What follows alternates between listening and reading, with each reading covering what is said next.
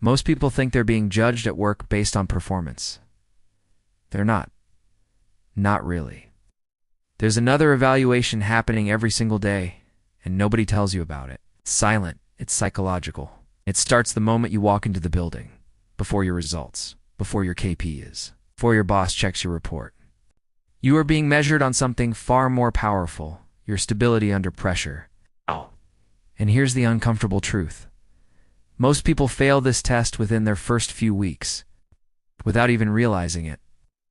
Have you ever noticed how two employees can deliver similar results, yet only one of them starts getting treated like future leadership material? It's subtle. One gets invited into more conversations. Their opinion is asked for more often. Their mistakes are forgiven faster. The other keeps working hard, but stays replaceable. And that difference is not talent. It's perceived authority. Workplaces are emotional ecosystems. Every room has an invisible hierarchy. And no, it's not the org chart. Titles matter less than reactions.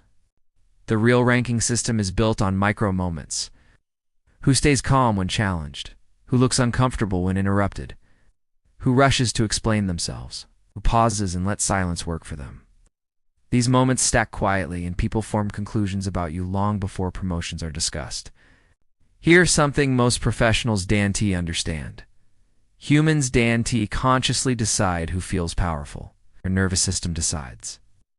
If your energy feels reactive, tense, overly eager, or approval-seeking, the brain registers you as lower authority.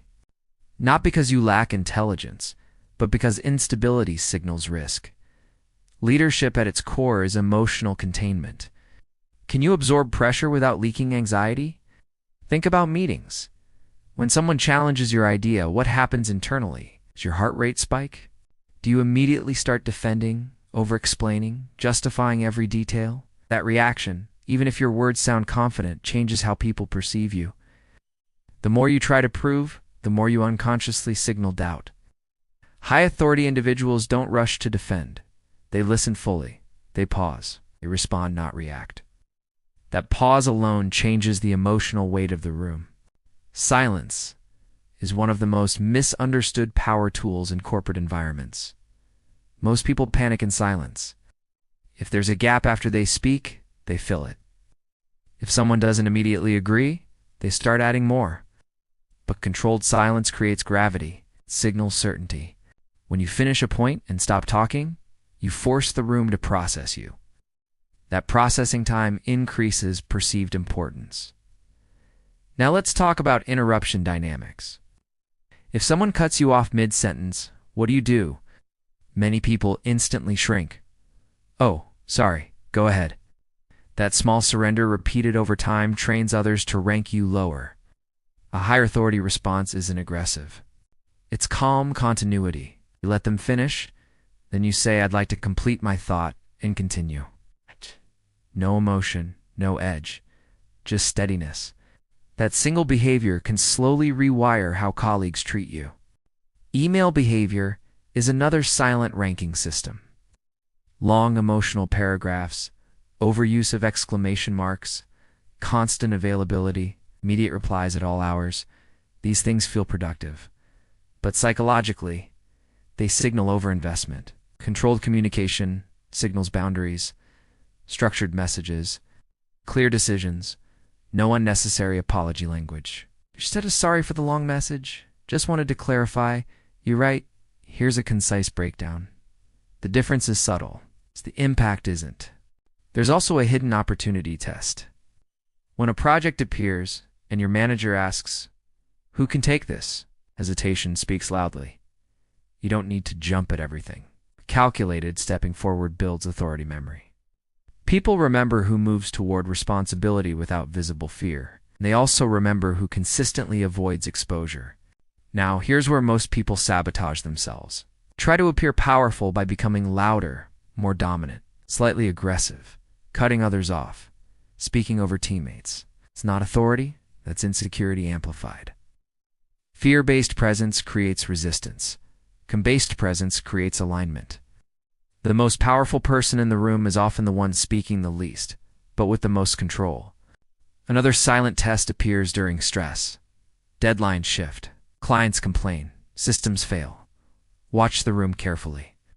Everyone's nervous system starts syncing with someone. One team subconsciously mirror the most emotionally stable person present.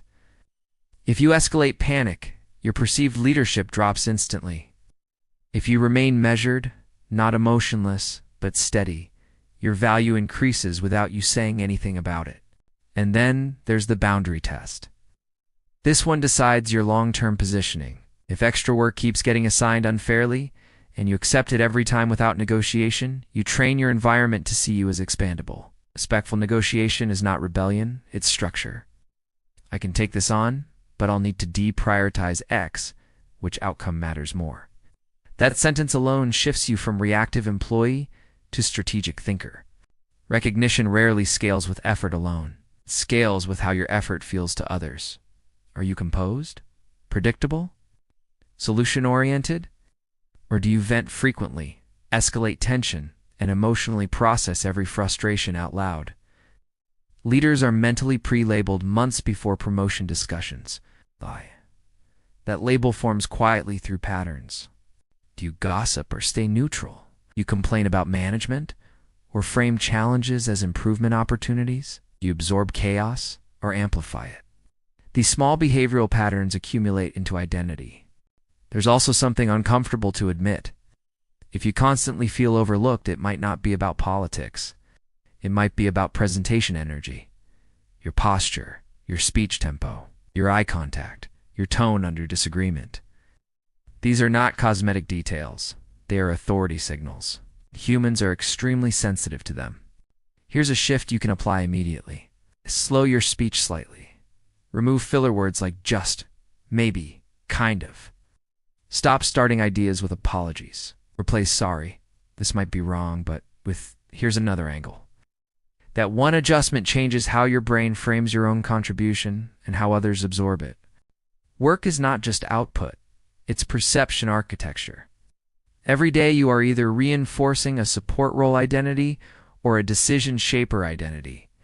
And once people place you in one of those categories, it takes significant effort to shift it. The silent test never ends. Every meeting adds points. Every disagreement adjusts your authority score. Every stress moment updates your label in someone's mind. The powerful part? This is trainable.